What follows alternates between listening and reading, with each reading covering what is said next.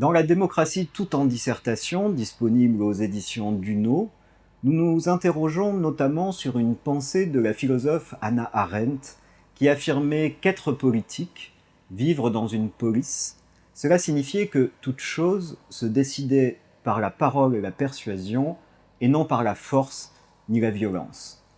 Hannah Arendt remonte à un passé presque mythique de la démocratie grecque, dans lequel le pouvoir n'est pas l'exercice d'une domination, mais plutôt une pratique de souveraineté exercée dans le cadre d'un consentement. Je vous invite à relire ainsi les œuvres au programme, les deux comédies d'Aristophane et le traité de Tocqueville, ainsi que le complot contre l'Amérique de Philip Roth, en faisant bien attention aux formes de violence que peut prendre la parole en démocratie. La volonté de pouvoir et de domination peut être verbale et exercée grâce à la maîtrise de la rhétorique des contraintes plus sournoises que les contraintes physiques.